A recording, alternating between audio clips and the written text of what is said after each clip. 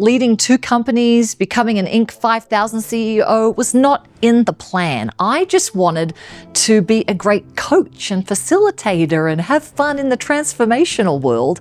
But I had to learn the hard way that you don't get to have the success without becoming a really good leader and CEO. And I've been so blessed to have amazing coaches and consultants where I've learned so much. And I'm handing much of that to Adam Gremp today.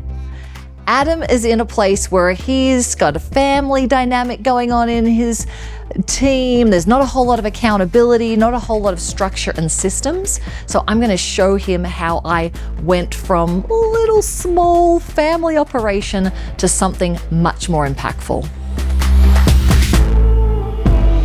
I'm Adam Gremp.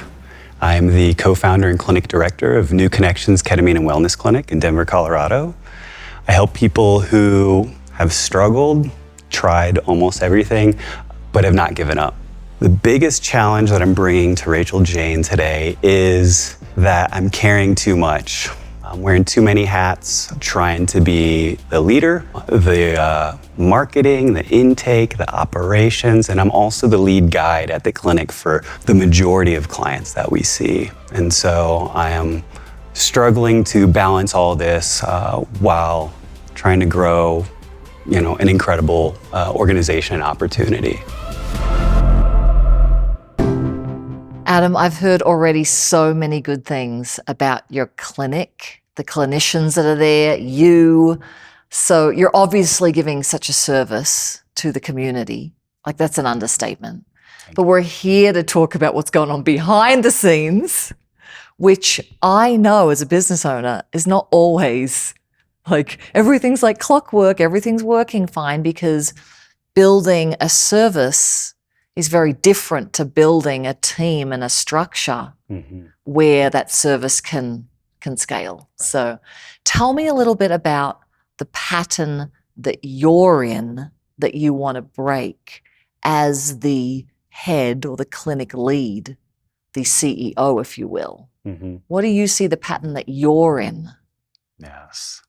So the pattern that I find myself in mostly is wanting to fix everything, wanting to show up the best I can for every aspect of the clinic, of the business, of the organization.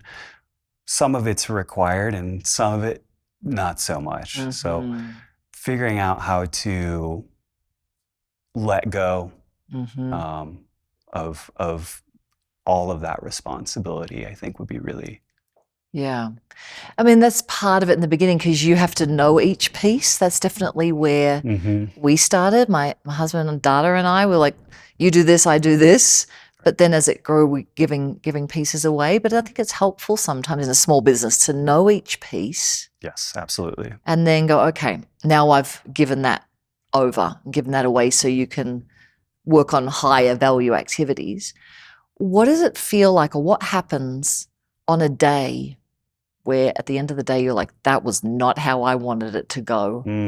Like, can you give me some examples, like boots on the ground, like that was not the best day as far as the admin and the, not the client services, because that's going amazing, but like you kind of want to pull your hair out.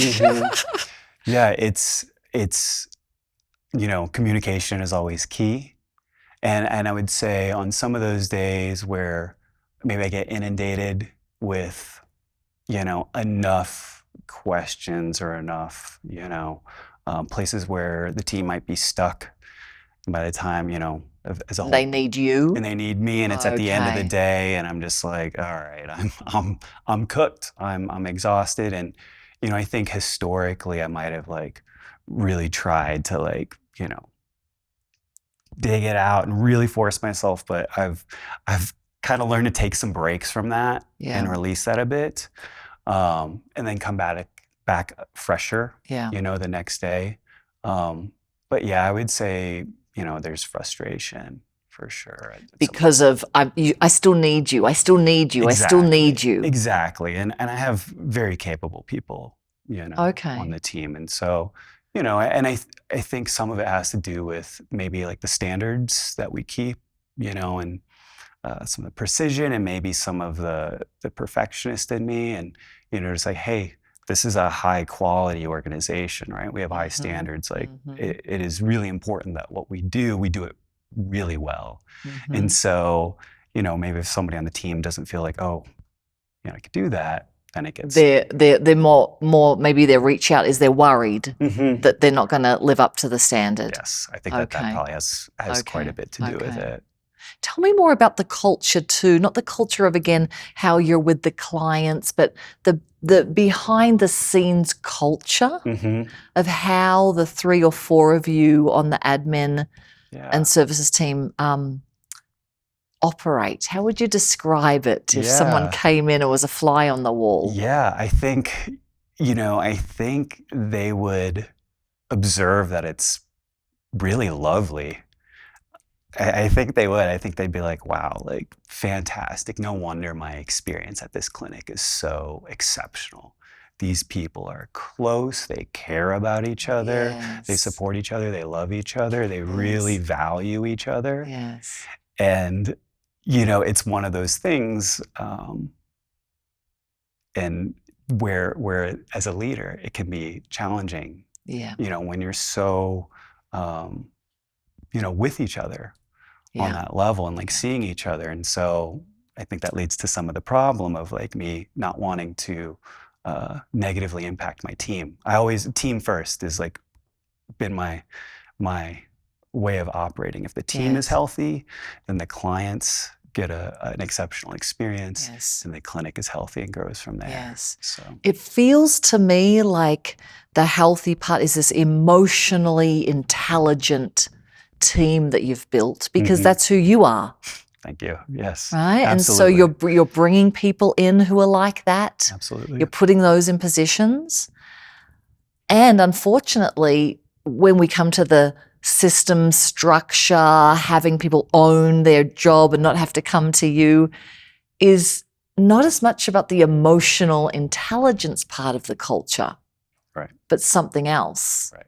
How would you, if it was a fly on the wall, describe the other part of structure and systems and ownership and all of that? How would I define that if I was a fly on the wall? You would say that it could use improvement. That's what that fly would say. Yeah. Like they could do better, And by they, I feel that it's improve in what way? What do you think? Making sure that the team has the information. One of the things about this business is that it is moving, it's dynamic. Every person is unique in there. And there's a structure that we have around that, but there's a lot of,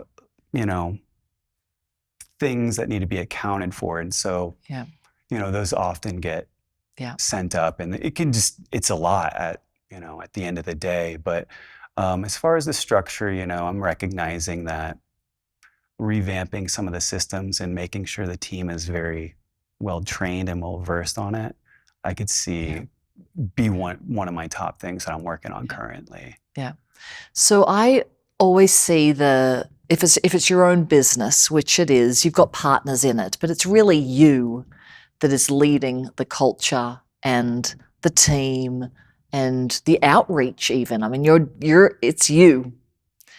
And that filters down for good or for bad. Right. So what is filtering down from you that is causing the issues on a culture level? Not like it's your fault, but like, what is filtering down? One of the things I've noticed historically that we have gotten better at is the boundaries. About, how available we are to do this incredible work that, fills our heart and souls, but at what cost? Yeah. Right. And so, historically, like, hey, being open and available, picking up the phone every single time, being 100% available, no room for any time for personal, maintenance, and like that absolutely, and that's part of the coming culture. down And then, with you being that with the team. You need me, I'm here. You need me, I'm here. Absolutely. Not just the clients. Absolutely. We've gotten better at it. Yeah. We've definitely gotten better at it, but it's one of those things I kind of have to have these direct conversations, be like, hey, we need to take care of ourselves first. If we're not sustained, if we're not regulated, it will be felt. And are you more a collaborative friend leader, or are you more of a top-down approach leader, listening to what it is? How would you describe that? So this totally goes back to my experience in the military, being a young leader. I was, 19 years old, and they're like, hey, Gremp, you're in charge of these 10, 12 people. I'm like, okay, here we go.Ese 10, 12 people are older than me, more experienced than me. And I'm like, how do I tell these people what to do without them, and actually listen? Yeah. So I learned at that young age of how to collaborate with people to get, them to buy in, to get them, seeing me working hand in hand, getting my hands dirty. And I saw that from a lot of my top-down leadership, that they would still get their hands dirty, but then they could also dial it up and be direct. And so I'm absolutely more trained in that collaborative leadership, which I really enjoy and appreciate. And I've recognized that strengthen the trust in the team and strengthen the culture, but then it becomes more difficult to say, here's what we got to do. Yeah. Do you tend to go lighter on the team if they're not fulfilling their role that they need to? Let things slide, or? It's an interesting balance, I'd say. I would say I tend to, if something is there in front of me, at the clinic, that's pretty easy for me to say, hey, here's what happened, here's what we do differently. Yeah. And I can always kind of feel it up, like, ugh, I got to tell this very capable professional, who's excellent at what they do, that, we can do a little different, a little tweak here. I do find it more difficult with, maybe the people working remotely, if I get something and I'm like, got to follow up later on the day or the day after, like, I would say I have more challenge with the later feedback. Yeah. I mean, I already feel like it's like, I don't want to be doing that. I mean, you're kind of that natural, like, I want things to feel warm. I want things to feel harmonious. I want things to, be lovely. Yes. And people get used to that he's always going to be lovely. Right. Have you ever had to be really direct with someone and it went sideways? It's interesting because I remember just a few times I having to be really direct with people, and not, my military days, and it woke people up. They're like, oh, watch out. And I'm like, I don't want to have to do that. And so typically. Why don't you want to have to do it? To be direct and just be done with it and go, yep, no, yes, dink, better, great. That's a great point. Like, why? Just kind of feel into that. Why does it feel like, oh, I don't want to have to be direct? Just tell them. I guess I'm thinking I've had this way of being, I think, that probably assumes too much and trusts maybe, like, hey, they've got it. They'll figure it out. Yes. And then, I realize, like, wait a second. Yeah. Maybe not all the tools are there. Maybe not the direction is there for the people to actually succeed. To win, yes. And do you find that, like, after a certain day or weeks, there's a lot of open loops in your head around, did they end up doing that? Was it done well enough to? Absolutely. And it's one of those things with the schedule. I'll get, I'm really busy on the clinic day and really busy. And then there's the admin day where I kind of get to decompress. And I'm like, wait a second, what about this thing? What about that thing? Yes. Oh, I've got to do this. We've got to do that. This person has to do this. I have to do this. And yes. That's one of the most painful things of running a business until the system's put in place for those loops to close. It's just constant. It was for so many years, just constant. And the more the team grew, the more then open loops there were in my head. I'm like, I don't know if it's been done and who's checking it and all of those kinds of things. And we've had an amazing team throughout the years, but it doesn't matter because I don't know or I don't know who knows. So let's get to some pieces around that to be able to like close the loop. As we progress in this conversation, you're going to hear about many aspects of business operations that are not dialed in yet. And it's a normal part of growing pains at this stage of Adam's business and leadership. So I've created a team synergy checklist for you and Adam that lists out all the components that we put in place for the Awaken School team. So I didn't have to have these endless open loops in my head. It tightened up accountability and made our hiring more on target with the A players we were looking for. I've put the link in the description to this team synergy checklist, so go ahead and download it today. But it feels to me just energetically, if you think about you're the top down and what the culture is that we want it to be, is you're moving from the rescuer. Okay, you need me, I need to be there all of the time. You got a question for me? It's getting better, but moving from to this is where we're going is what I imagine. Yes. This is how we're going to do it together. Do that again. Just go, this is where we're going. Yes. Feel the difference. That's you. You're the visionary. You know where you want it to go. You've always known that, right? You're the visionary. They will never know where it's meant to go like you. And collaboration is important because they're going to have spots in the company that they will know more than you and you want them to know more than you. But as far as how to scale and where you're going. Right. When you did that, I just lit up, right? And you lit up. It's like, oh, I don't have to like carrot. They're all on the same playing field. It almost feels like because they're all kind of together, arm in arm. We're so lovely. And you're trying to go together versus you're out front going here. This is where we're going. Because you need to be the front person, you need to be speaking and networking and telling more people about this incredible clinic. But this was like, does it sometimes feel like you're trying to carry them along? Yeah, it does. Even though they're great people and skilled, it's... Yeah. I keep on thinking of this idea of like looking back and, and getting distracted.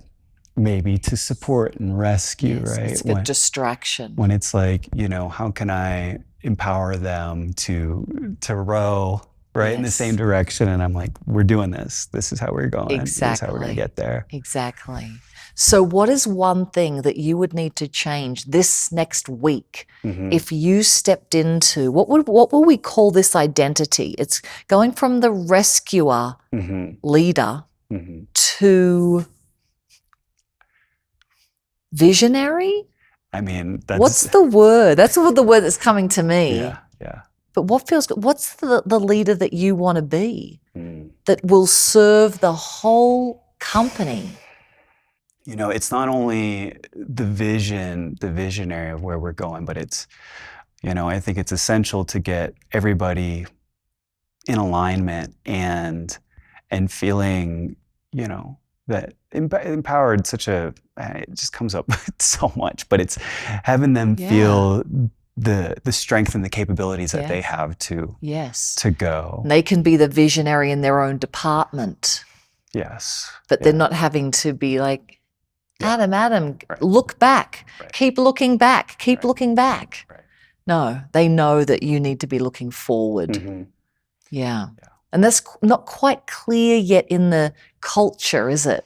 No, I don't think so. It's more like the culture of like, we're in this together. Right, and that's the thing. It's like, hey, let's come back to Adam and, what is Adam? And it's like, you guys are more than capable. You're very intelligent, very capable people. Yes. And so I think it's a matter of, me letting go and saying, hey, Yeah. you guys got this, Yeah. and them feeling, you know, their own. Yes.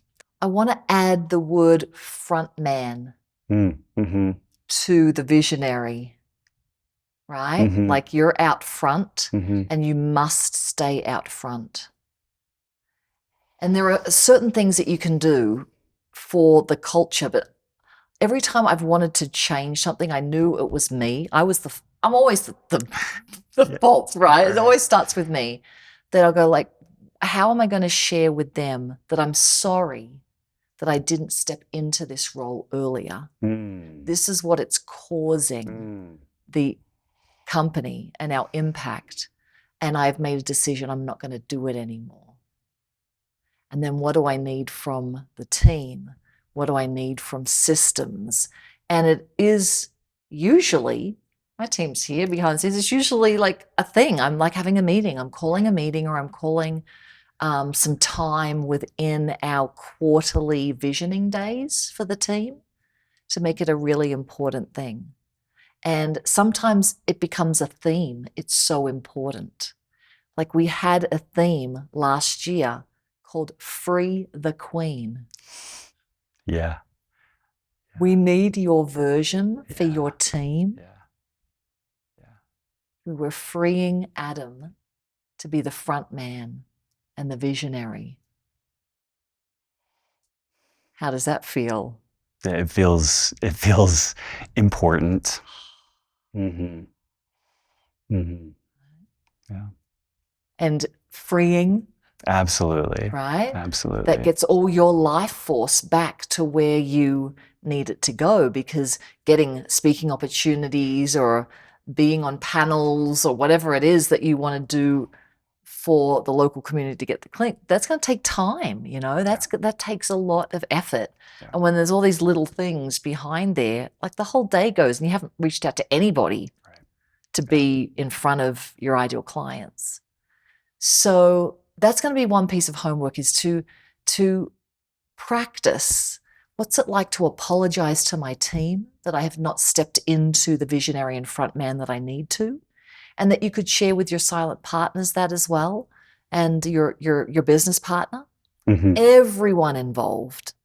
And so then you can task it to them. I want everyone to report back to me in the next week how you're going to be able to free Adam to be the front man. You're going to report back to me. Okay.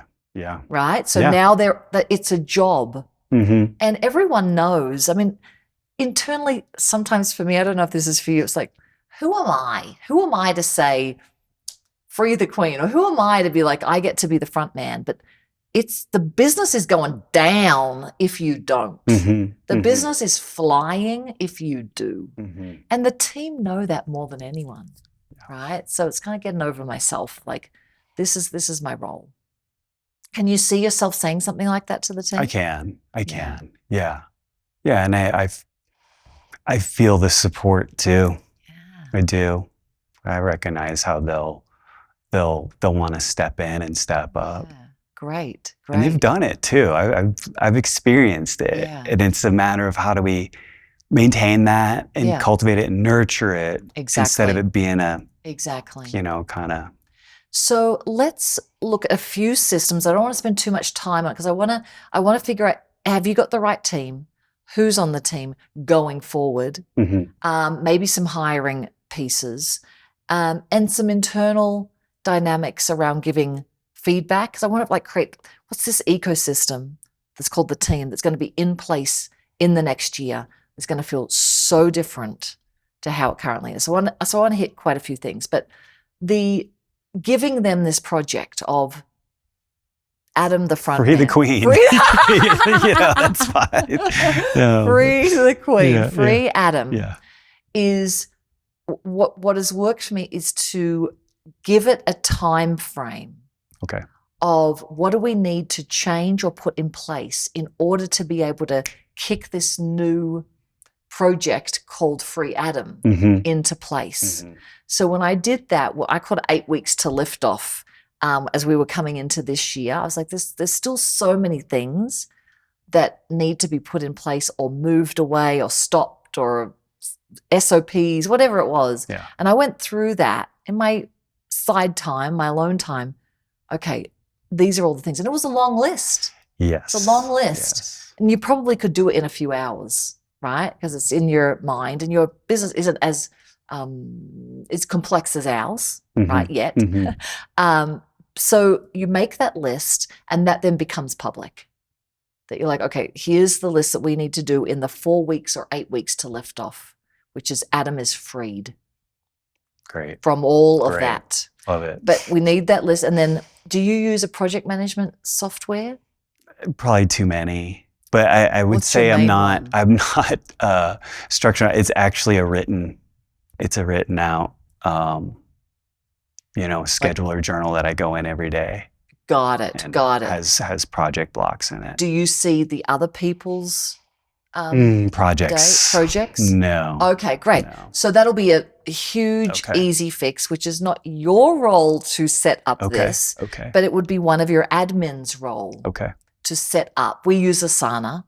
So I can go in and see everybody's things that they're working on, what's ahead of time, what's behind time. So getting that system set up would be one of the things in 8 weeks to lift off, because there'll just be too many open loops. You'll be going even further faster and you're like, I'm hoping that everything is there. When someone takes the visionary or frontman position, you have to have a team lead that is right behind looking at everybody that is on that team, because you can't look at the team, which is weird, isn't it? When you've been so in it. I am not looking at my team much because my team lead is. Now, from my understanding is you don't have a team lead. You're the team lead. I'm the team lead. You're the team lead, which is fine. That's how I was for a while. But the team lead doesn't have to be like high end of operations for a big company. It's someone who knows how to do project management software, keep them accountable, and give feedback when the accountability has dropped. Right? So we have Micah, who's our team lead. She's from the Philippines, does an incredible job. And then the team also has someone to go to, because RJ's off being the front person. And that's not fun when your person's like, now you can't even talk to them. They need someone like that. So we'll talk about, maybe it's not in the next 8 weeks or 6 months, depending on cash flow, but that position on the admin side is going to change your life. Micah is like, oh my gosh. And I get a report and I can go in and I can see the daily recaps from the team if I want. But she is getting that engine staying on track. Yeah. Yeah, I see it. The other thing is, do you use Slack? We use Teams for communicating. And is that like instant messenger? Yes. Great. Yes. So in your Teams, then you should be getting a daily and weekly recap. So that is just going to be something you can skim each day and go, it was done, this is not done yet. And it will take them 10 minutes, 15 minutes, sometimes not even that, sometimes more. But that to free you is a must. You're going to go crazy if you can't be like, what happened this week? Yeah, that's definitely been missing. It's one of those things. I'm like, oh, I want to trust them to do it. And it's not, it doesn't close the loop. Exactly. And we don't get to measure the progress in that way. Exactly. You can trust them, but it doesn't close the loop. That's right. Do you think there'd be any pushback from them saying at the end of each day, yes, no, any, our last question is usually any help you need from RJ or team lead? And they'll just put it there. I can, if on a busy day, nope, they don't need anything. Oh, they do need something.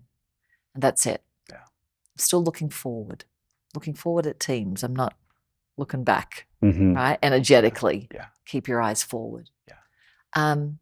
So as far as hiring, how good are you at hiring the absolute perfect person for the job? That is a Interesting question. I'll say I've gotten exponentially better at hiring the right people, but it's still challenging. Why is it challenging? When you think for your own personality, the shadows you hold, like what's the core of the challenge, and not just going, yep, this is exactly who I need for the board of players, the org chart. I mean, I see the best in people. Yeah. And, I see what's possible, and I want to get everybody a chance. Yes. And, the people typically that apply, like, they're really excited about this. Typically, they're excited about the opportunity and about the work. And if they're not, I know that's not a good fit. It's like getting those people that are really invested and see the mission of it. Yeah. How long does it take you from application, they put in an application, to hire? Takes about, I would say, 3 to 4 weeks typically. Great. And what are you doing in that 3 to 4 weeks once you've got someone you think is an A player? Mm-hmm. What are you doing with them in that 3 to 4 weeks? With them, one of the things I do is, put some onus on them to continue. Because I typically let them know, like, hey, I'm a kind of a one-man operation with this for a certain extent while I'm interviewing other people and considering the role and where this person's going to fit in. And I'm measuring their engagement and participation of just like, hey, if you're interested in the position, please reach out again next week. And, Okay. So you kind of want, like, how badly do they want this? Because it's an incredible opportunity. I mean, it's and so if someone's taking it for granted, they're immediately not part of the team. So I think another thing that would be good, and we can talk, offline again on this, is follow up. When I moved to using more of the Who structure, which is the book Who, Randy Street, someone smart, street smart, my hiring changed astronomically. It went from hit and miss to mostly hit. And it's very strategic, right? Because sometimes, and you hear these funny things like, I always ask this question in the interview and it sure shows me who they are. And it's like, not really, or even people who are like really hungry for it. They can still be hungry and they just can't do the role. So we do if someone comes in with a job application and that resume is good and they've got the skills, they're as quickly as possible going through our process. Now, if another one comes in 2 days, they're quickly going through the process as well. But most people never get to phase 2 of the process because they don't do the things we tell them to do. For example, in the job description, we ask them to apply in a certain way, and there's 3 things in there. And so if they don't do one of those 3 things, I never see them. So about 100 applications, I usually see 3 follow the instructions. Is that what you're seeing? I've learned that. I've absolutely learned that. Yeah. I'm like, so I've got 3, and they then go into a screening interview, just 10 to 15 minutes, because I can tell very quickly the culture fit. Someone comes up on Zoom. I'll never forget the day that Zoom comes up and this woman's like having a coffee at Starbucks, it looks like, and she's like, hey, girlfriend, I just thought I'd take a moment to sit here and was looking, bye-bye. Right? So many things are shown in that. And so they're often just a couple of minutes, maybe 15 max, and now those 3 are down to 1. There's only 1 that I can imagine being in the room with these awesome A players that I have on the team already. I need to find someone who's going to be a fit for them, because if I don't, they're going to be pissed. Absolutely. Right? Absolutely. So then the screening interview happens, then the testing occurs, which is immediate. So interview, testing, so they get 5 tests. It's paid for. Tell me your hours. That means I can know how long it took them. And I'm looking at the work. Was there typos? Was there this? Was there that? Did they think this through clearly? Yeah. If they did that really, really well, then and only then do they get an interview. Right? So we just want to I like that. get Yeah. that in play. Absolutely. And also then we want to know who's on the chessboard, who's in the org chart. So currently, who is on the org chart? You've got you as the CEO. You've got your facilitators or clinicians, which are doing the service work, and they're contractors. So I'll put them aside because what you shared earlier, like they're amazing and there's no real issues there. Right. So who else is on the chessboard running the operations of this company with you? Yeah, so it's a mix of coaches that have adopted or administrative tasks. So they're really coaches, but they're trying to do admin as best as they can? Right, because they're the kind of the entry point for new clients. So it's having somebody with that emotional, relational intelligence and abilities, and it's one of those things. It's the administrative stuff's not using their strengths. Correct. Right. And they probably will push back on more and more and more of that. Right. And now that you're the front man, you're going to have to give them more admin, aren't you, than less? Right. Right. So, so we need to figure out that. So you've got coaches, they're trying to do admin. What would be, is it 2 of them?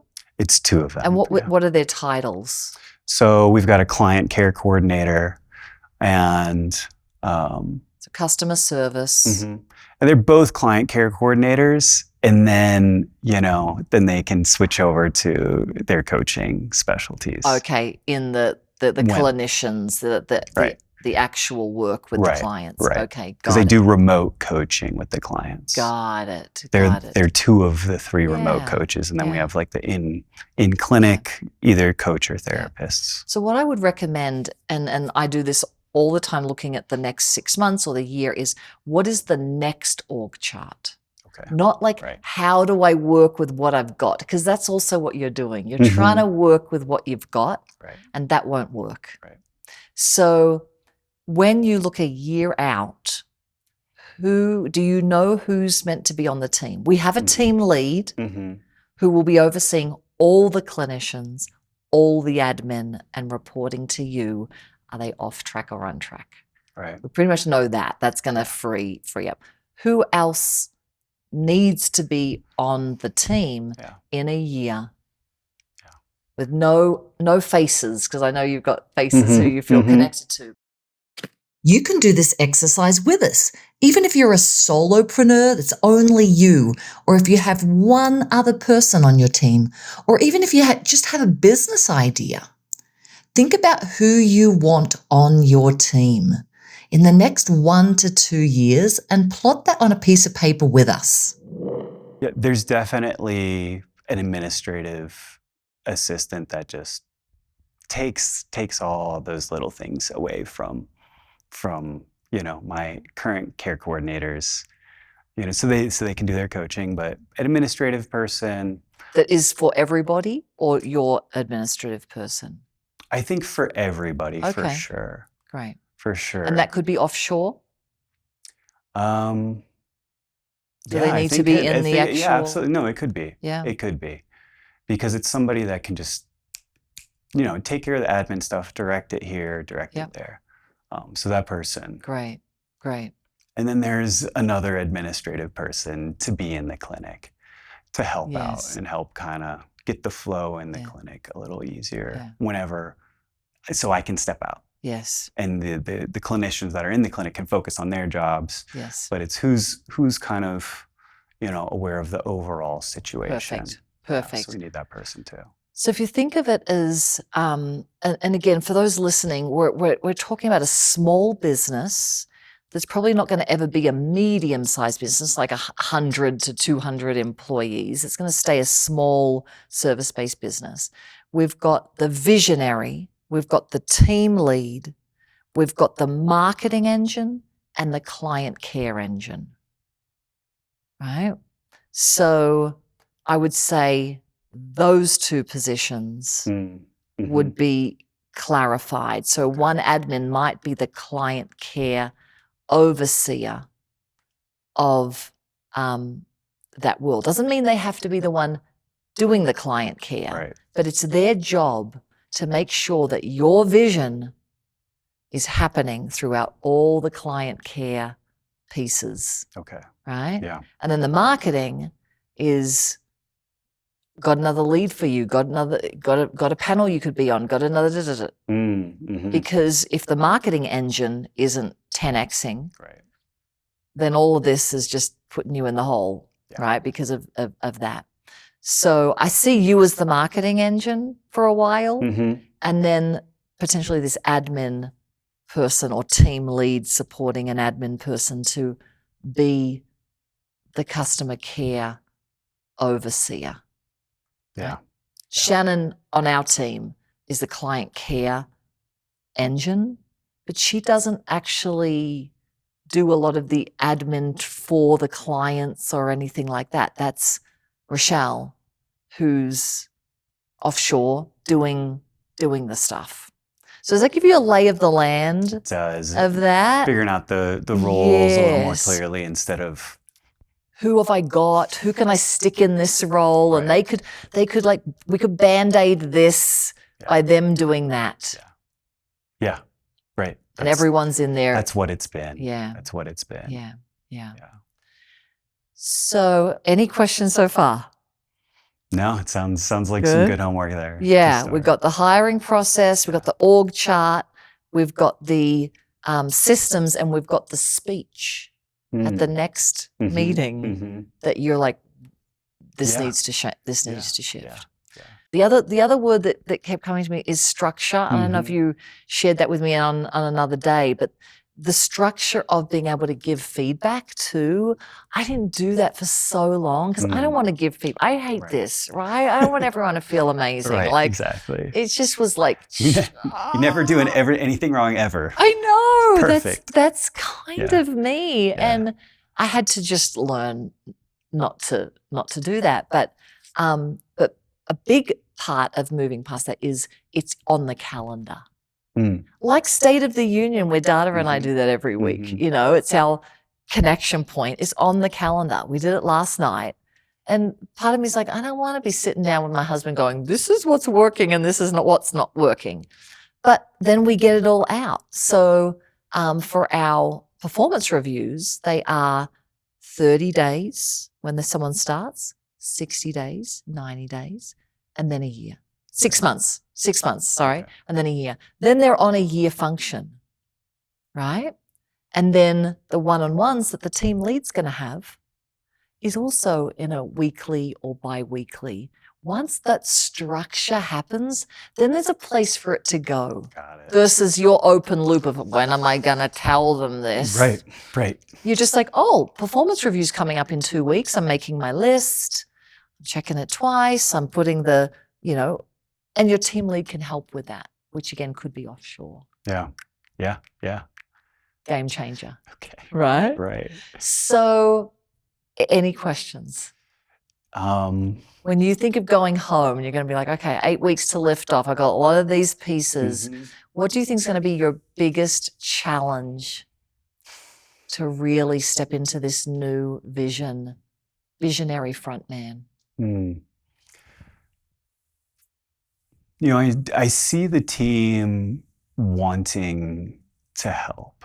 So that feels, I see that working well. I think one of the biggest challenges is going to be is trusting the hiring of the new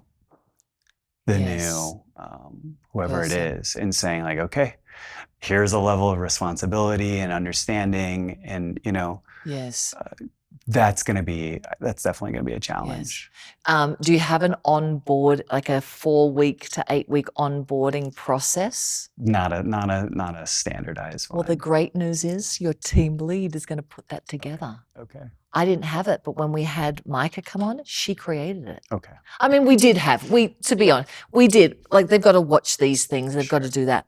But once you get that structure in place and you don't have to be the one to do all that, the onboarding is going to be, they do this, and then they do this, and then they do this, and then they do that. Okay. Right? Yeah. So imagine they've gone through the whole hiring and the onboarding was great. Now they're 2 months in, they've only been given the things that they've been able, and they also get tested. So they're going through a test in the onboarding, and they pass the test or they don't pass the test. Yeah. All this sounds like, when I hear myself, this was not me even 5 years ago. Right. Yeah. It was winging it. That's the thing. It was winging it. We're having great time. We'll have great team retreat, blah, blah, blah. But it took me to see that my service and the quality of my service is, no matter how good it gets, the business is not going to build. Right. It doesn't scale. It doesn't scale, and there's no greatness that I can be that will make this work. Right. And that's where you're at. You've made this so great. And now the question is, am I willing to become just as good as a CEO than as the service I bring? And I want everyone to hear that who's in a small business, because usually it's the service we got into it. And I'm not waking up every morning going, I really want to learn how to be a good CEO and do this and da-da-da-da. No, I just want to do the service. Absolutely. Yeah. But you have the makings of a great CEO because you're a great leader. They put you in that position when you were, what, 20, 18? Like, you're a natural leader. But you haven't learnt yet to do it in the CEO capacity. Right. Right. Yeah. And you're a quick study. You're getting what I'm saying, but you haven't made the decision yet that I want to be that. No, I haven't. But I'm seeing in so many places that this, like, oh, in the team together, and I'm seeing where the bottlenecks are and how it's not sustainable, and it doesn't allow us to be of greater service. It doesn't allow our Do you want to be the CEO badass? I want it. You want to want it. Yes, that sounds great. I would love to use my office and just use it. I never use it because I'm always in relation and, picking up the pieces. And it's like, wait, what could I do if I... Yes. Be the visionary front man. Great. So if you want it now, do you want it? Yeah, I do want it. I do want it, which is... Just feel into that. Feel into that desire. Because when we get so busy doing all the other stuff, we forget what we want. I want to be in my office with the door freaking closed. I want to be looking forward and not backward. I want there to be no open loops in my head because my right-hand person has it. I want to be the one on the panel, in the speaking opportunity, shaking hands with people who could open doors for me in the clinic to bring so many more people in that need this work. I want that, I want that, I want that. And holding the charge of that in your body and in your energy field is the first way that the matrix of the coordinates of your team, of the way you market, of everything, of the company is going to change because you're changing. Yeah. I see your vertical core get really strong. Your glow gets really strong. Is there anything else you're feeling you want to name? And you're like, I am in that role. I just want to say I'm feeling the steadiness of the energy and the